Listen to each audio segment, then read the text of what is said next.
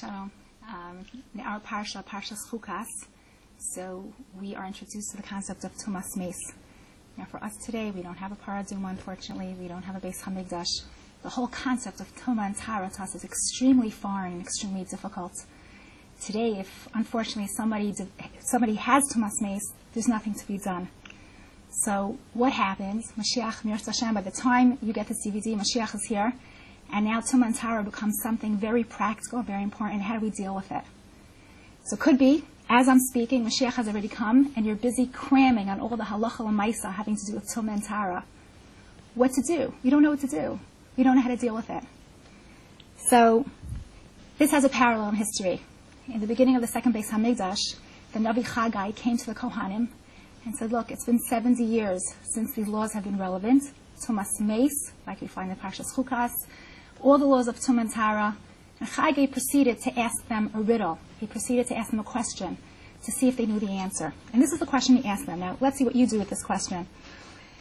Navi says as follows in Chagai, Parak Beis, Pasuk Yud Beis, Hein Yisa Ish B'sar Kodesh B'knaf Bigdo.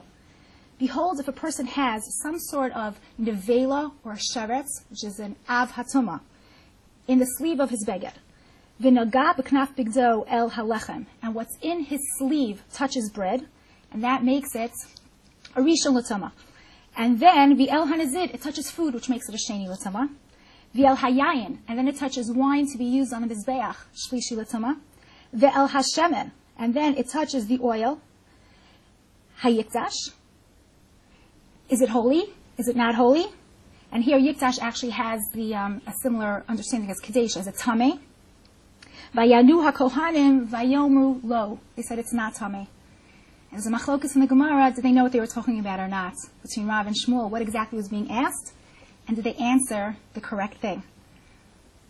Av tuma, rishon l'tuma, sheni l'tuma. There's a whole world of Torah out there that's not relevant to our lives today. And therefore, when it's finally relevant, how will we deal with that sudden flow of new information? So the Malum says that Chagai here is really telling them some sort of message through these words. And the Malum understands the words as follows, which I think is extremely relevant to us as we read Parshas Chukat. Hein Isa Ish Basar Kodesh. If a person is holding Basar, which is, and the Malbim here says, not that's tameh, as the Mefarshim there, other Mefarshim there understands it, but basar, that's kodesh, that was used for a carbon. And if that meat touches other things, hayikdash, doesn't make it kodesh. And of course we know that if something that's kodesh touches something that's kodesh, it doesn't make it kodesh. It doesn't affect it at all. Yet, Chagai goes on to ask later on in the Pasuk, what if all this is touched by something which is tumas meis, a corpse? Then doesn't make it tameh, and we all know that if something's tameh touches something tameh, then it does make it impure. So the Malbim said, what is the message here to the Kohanim? That the laws of Tuma and Tara, and not only the laws of Tuma and Tara, all mitzvos, are not just external laws in order to teach us details, but to tell us something much, much, much deeper than that, and that is that when something holy touches something holy, it doesn't make it holy. If something profane touches something else, it can make it profane, it can make it tameh. It means that the power of Tumah is much stronger than the power of Tara. In order to become Tahar, one has to immerse themselves in Tara, one has to go to a mikvah, one has to have a paraduma, one has to completely immerse themselves completely. It's not enough to just touch it.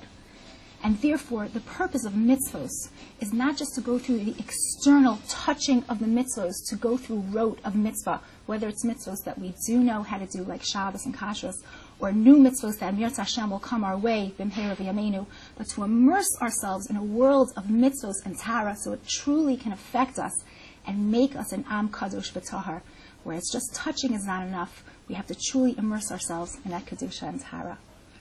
Thank you very much.